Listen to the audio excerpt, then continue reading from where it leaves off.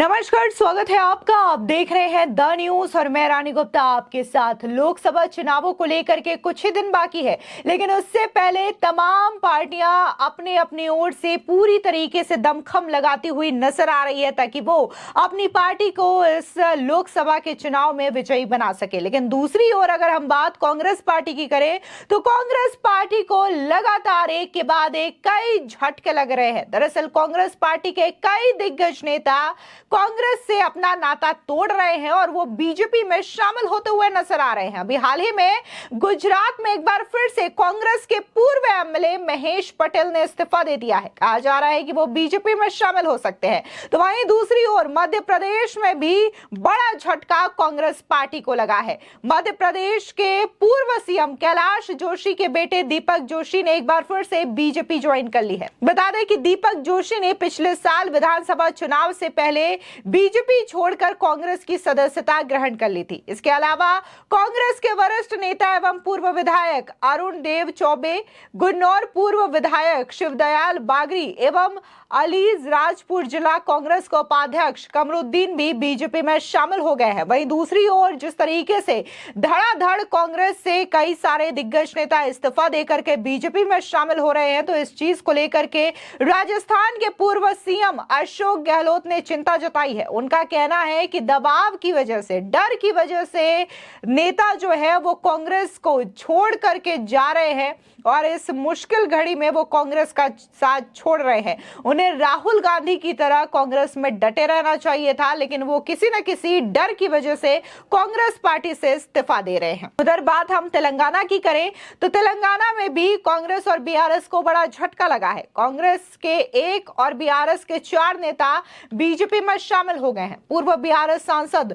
गोदाम नागेश और सीताराम नायक, पूर्व बीआरएस विधायक साइदी रेड्डी और जलागम वेंकटराव और कांग्रेस नेता श्रीनिवास गोमासे ने अपने पूर्व पार्टियों से नाता तोड़ लिया और वो भी भगवा खेमे में शामिल हो चुके हैं। उधर बात अगर हम कांग्रेस के कई दिग्गज नेताओं की करें तो वो लगातार पार्टी छोड़ रहे हैं। फिर चाहे उनकी स्थिति हम राजस्थान की बात करें, मध्य प्रदेश की, गुजरात की, ऐसे कई राज्य है जहां पर कांग्रेस को चुनाव से पहले ही झटके लग रहे हैं और ये दिग्गज नेता पार्टी छोड़ करके बीजेपी में शामिल हो रहे हैं। कांग्रेस के कई दिग्गज नेताओं के पार्टी छोड़कर बीजेपी में शामिल होने पर राजस्थान कांग्रेस में सन्नाटा सा पसर चुका है।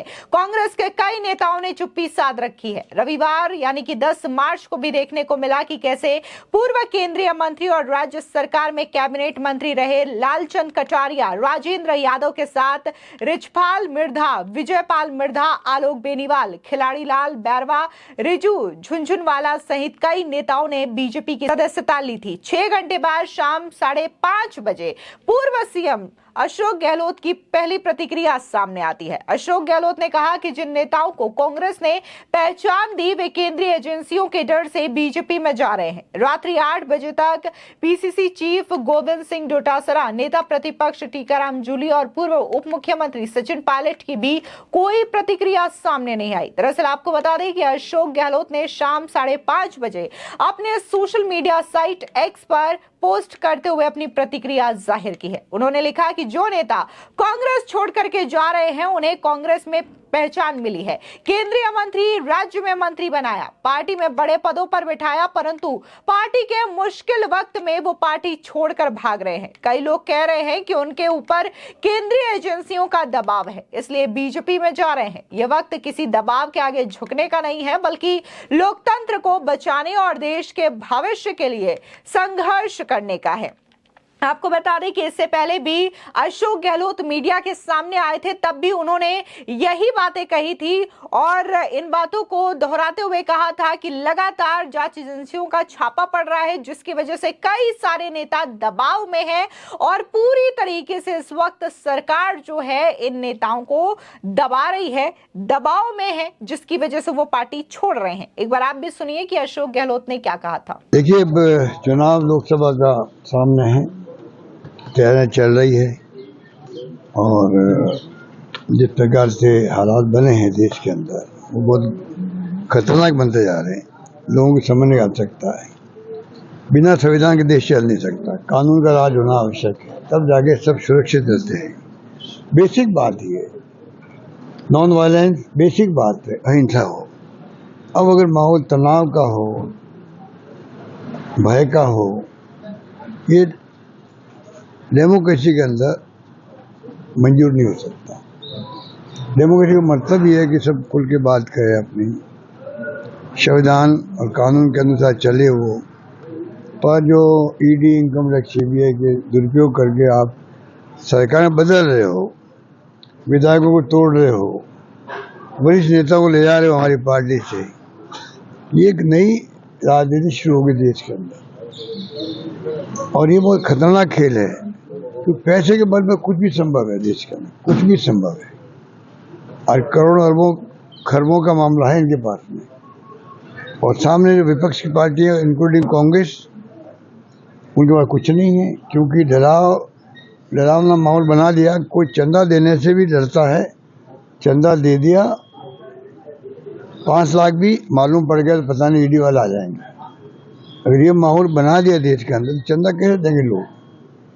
अभी जो असेंबली चुनाव हुए थे, एमएलए ने मुझे आके कहा, हमारे उम्मीदवारों ने, कि साहब हमेशा आके छोटा बड़ा चंदा देने वाले लोग से लाइन लगती थी, इस बार वो लाइनें गायब थी। इसका मतलब है कि लोग इतने भय में और डर में आ गए हैं, पता नहीं ये हमारे साथ में क्या व्यवहार करेंगे। इस माहौल में देश चुनाव हो रहे हैं। मुझे यकीन है कि जो हमने काम किए राजस्थान के अंदर, शानदार काम हुए, शानदार स्कीमें थी हमारी, पूरे देश में उन स्कीमों की चर्चा है। आप कहीं चले जाओ, राजस्थान गवर्नमेंट की योजनाएं जो थी, सोशल सिक्योरिटी हो, शिक्षा में, चिकित्सा में, सबके अंदर आपने कीर्तिमान स्थापित किए। चुनाव हारना जीतना में कई फैक्टर काम करते हैं। मैंने उसमें भी कहा था हारने के बाद में भी, भाई हम हार तो गए हैं, जितना मुझे दुख इसका हारने का नहीं, उतना ज़्यादा मुझे चिंता है देश के अंदर हालात बिगड़ते जा रहे हैं। उनके लिए पब्लिक को भी आगे आना पड़ेगा, नौजवानों को समझना पड़ेगा कि राइट कौन है और गलत कौन है, समझना पड़ेगा। और उस धर्म के नाम पर, जाति के नाम पर आप उनको भड़का दीजिए, नौजवान हैं, भड़क जाएंगे वो। पर आज उनको भी एजुकेट करने का वक्त है। इंटेलेक्चुअल है, प्रोफेसर हैं, प्रेस के लोग हैं, मीडिया के लोग हैं, जो भी हैं, इन सब की ड्यूटी बनती है कि वास्तव में आज़ादी जंग के अंदर भूमिका निभा सकता है मीडिया,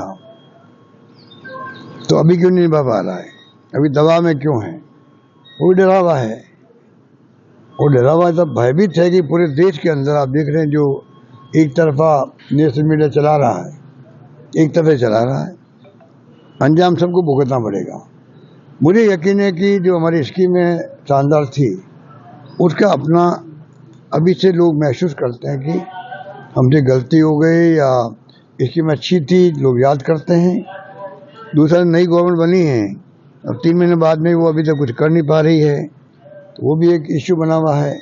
मुझे यकीन है कि अगर इस माहौल के अंदर हम सब मिलकर अगर ढंग से उतरेंगे मैदान में, उम्मीदवारों का चयन अगर अच्छा हो जाएगा, तो अच्छे परिणाम आएंगे राजस्थान, मुझे यकीन है। वहीं आपको बता दें कि अशोक गहलोत ने अपनी पोस्ट में आगे ये भी लिखा कि हमें गांधी परिवार से प्रेरणा लेनी चाहिए, जिनमें राहुल गांधी और पूरे परिवार को कई दिनों तक ईडी ने पूछताछ के बहाने परेशान किया। उनकी संसद सदस्यता रद्द कर दी गई थी और घर तक खाली करवा दिया गया, लेकिन वो हर दबाव का मुकाबला मजबूती से कर रहे हैं। देश भर में भारत जोड़ो न्याय यात्रा के माध्यम से अन्याय, महंगाई, नफरत और बेरोजगारी के खिलाफ यात्रा कर जन जागरण का काम कर रहे हैं। राजनीति में मुकाबला इस तरह डट कर किया जाता है। साथ ही उन्होंने कहा कि आज देश में हर संस्थान पर दबाव है और हर व्यक्ति तनाव का माहौल महसूस कर रहा है। इस तनाव और दबाव का मुकाबला करना है जो सिर्फ कांग्रेस पार्टी ही कर सकती है। कांग्रेस ही इस देश के लोकतंत्र को मजबूत और सुरक्षित रख सकती है।